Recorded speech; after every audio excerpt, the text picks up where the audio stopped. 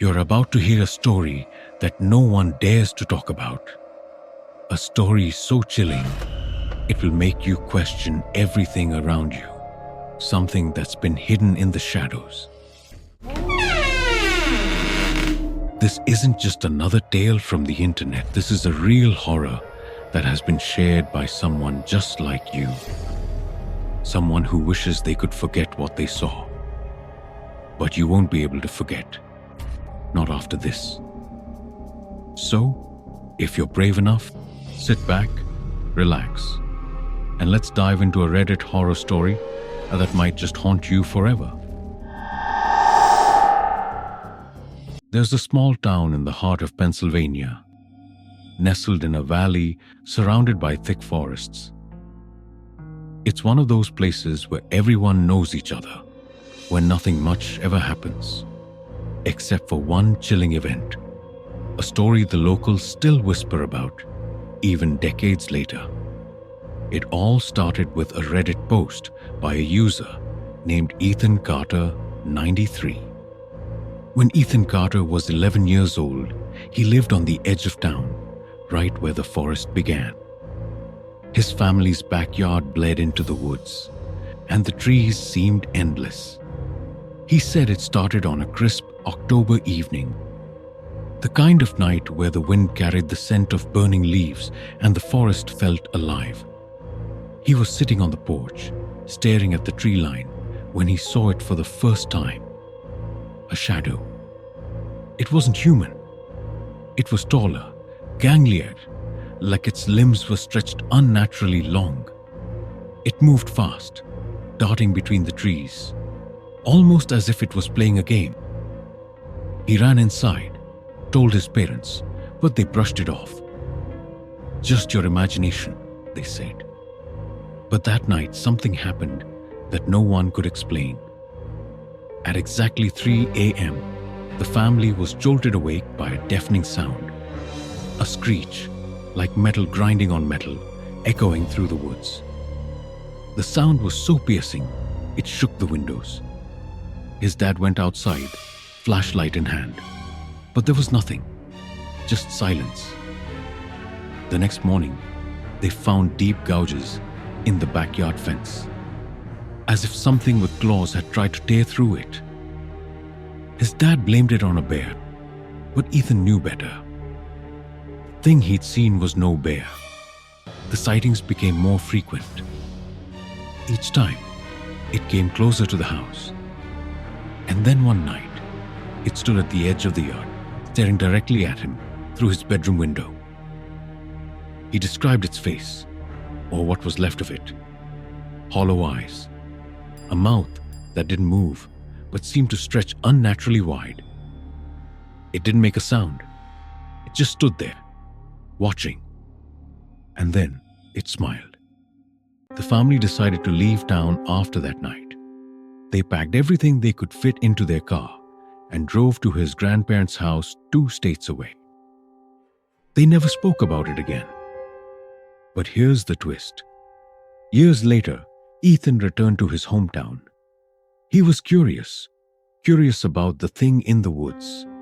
He wanted closure, an explanation. So he went back to his old house, now abandoned and rotting. The forest had reclaimed most of the backyard, but he ventured into the woods anyway, armed with a flashlight and a camera. He posted what he found on Reddit. A clearing in the middle of the forest, and in that clearing, there were bones, hundreds of them, scattered in a perfect circle. Animal bones mostly, but some were bigger, too big. His camera captured something else too, a shadow darting just out of frame. And then the screech, that same metallic screech. The video cut off there. Ethan Carter never posted again. His account was deleted a week later.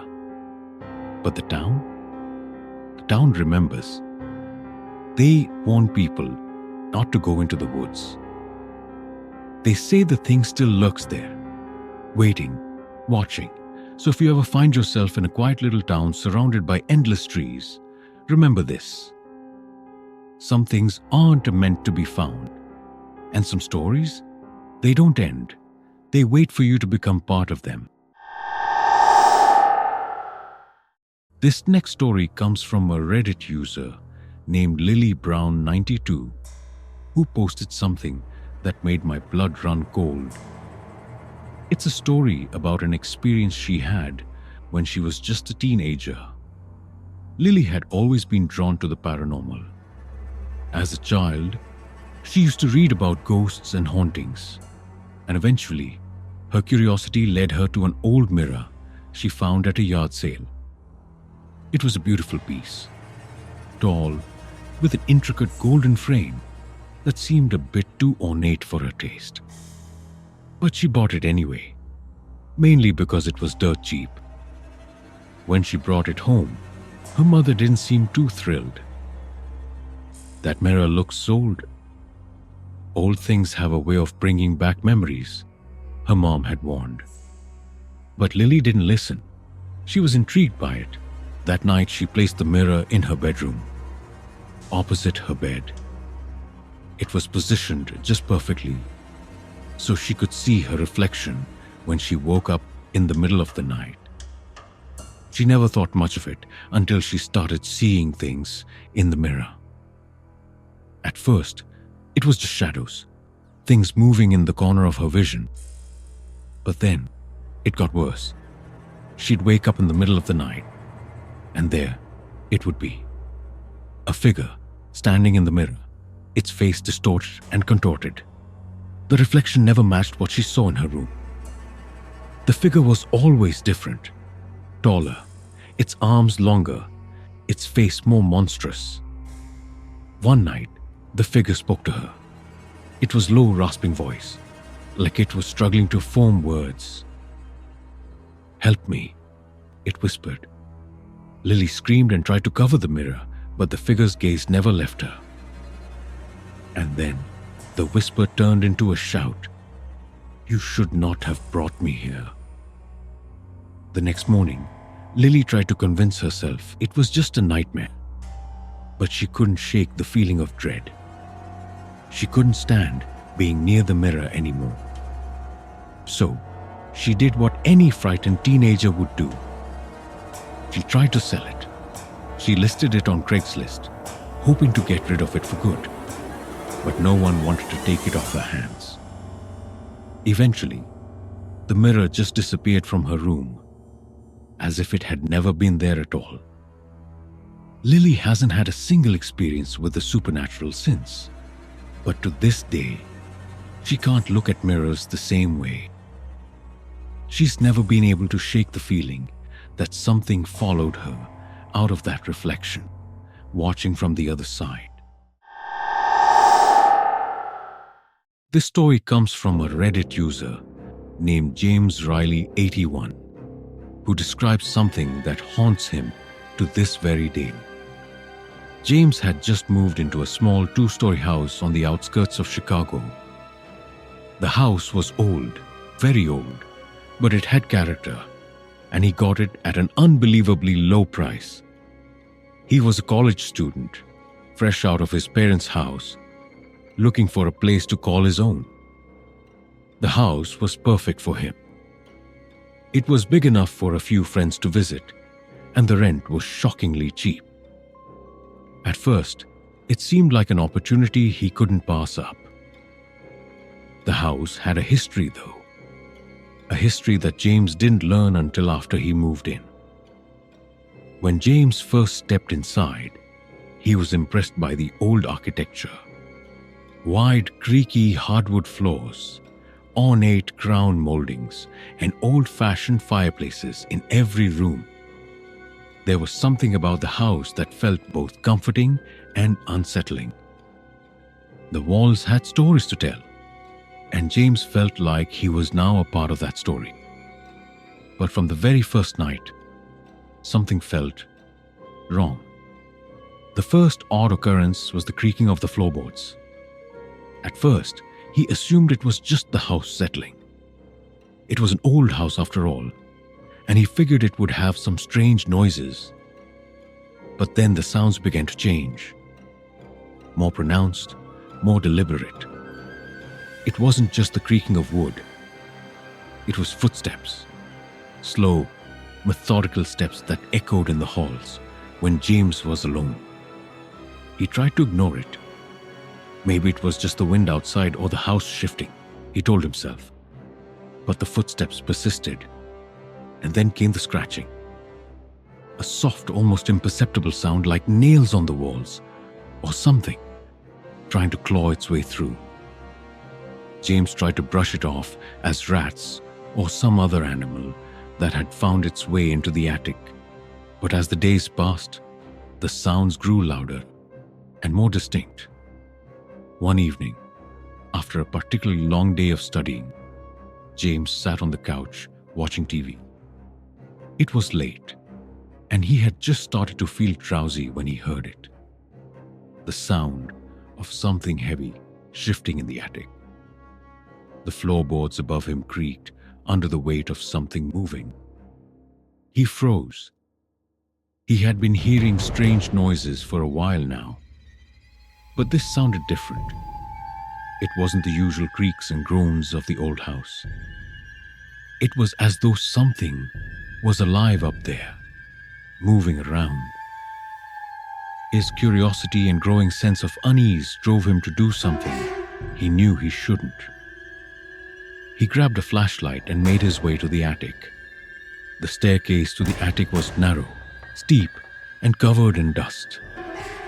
The wooden steps groaned under his weight as he climbed. When he reached the top, he hesitated. The attic door was old and rusty, and he had never opened it before. He had no idea what he might find, but something was telling him he needed to investigate. James pushed the door open slowly, wincing as the old hinges screamed in protest. The attic was dimly lit by the single light bulb hanging from the ceiling. Dust particles danced in the air, illuminated by the flashlight's beam. There was nothing at first, just piles of old boxes, furniture draped in sheets, and forgotten relics of the past. James breathed a sigh of relief. It was probably just an animal or some debris falling over from the piles of junk. But then, from the corner of his eye, he saw it. A flicker of movement in the shadows. He turned his head sharply. A shadow. At first, it seemed like nothing more than a trick of the light. But the longer he looked, the more it shifted, darker, deeper, like a mass that was alive. James's heart began to race. The shadow seemed to stretch and ripple, as if it were growing and warping right in front of him. It didn't have a distinct form, but it was no longer just a shadow. It had shape. It was moving toward him. His flashlight flickered, casting erratic beams of light across the room. The shadow seemed to disappear and reappear as the light bounced off the walls. Suddenly, the shadow darted across the room, faster than he could react. It was like a flash of darkness, skimming along the floor and vanishing into the darkness of the attic. James's heart thudded in his chest as panic set in. He wasn't alone.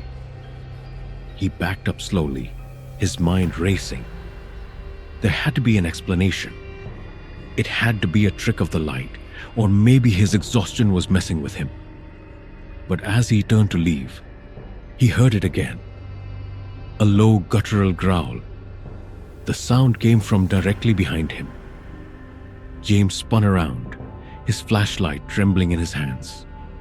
The shadow was there, standing still now, as if it was waiting for him to notice. Its edges seemed to ripple in the darkness, like it was pulling itself together, forming something more tangible. Then it whispered, "James." The voice was not human. It was low, rasping, as if it was coming from the depths of a grave. "James," it called again, drawing out his name with a twisted, almost mocking tone. His blood ran cold. He turned and ran, slamming the attic door behind him. His hands shook uncontrollably as he fumbled with the doorknob, finally pulling it open and racing down the narrow stairs. The house felt alive now, alive with something ancient and malevolent. His breath came in ragged gasps as he reached the bottom of the stairs. He could still hear the scratching, louder now, more frantic, as though something was trying to claw its way down to him. He grabbed his coat, his phone, anything within reach, and bolted out the front door of the house. The cold air hit him like a slap, but he didn't care. He just kept running. James didn't go back to the house that night. In fact, he didn't return for days. The more he thought about it, the more he realized how wrong everything felt. He eventually packed up and left for good. He moved into a different place, far away from the old house, but the memories of that night still haunt him. James couldn't shake the feeling that something followed him. He started noticing things that were out of place. Sometimes he'd catch a glimpse of a shadow in his peripheral vision, or hear that same scratching sound in the walls of his new apartment. And one night, not long after he moved, he woke up in a cold sweat, his heart pounding in his chest. The same shadow he saw in the attic was there, standing at the foot of his bed. It was just a silhouette at first, but he could feel its eyes on him, watching. James ran from that place too. He eventually stopped posting on Reddit, and his account was deleted shortly after that. No one has heard from James Riley since, and that old house is still standing. No one dares go near it, but some say they still hear noises coming from the attic. Scratching, whispers, and the sound of slow, deliberate footsteps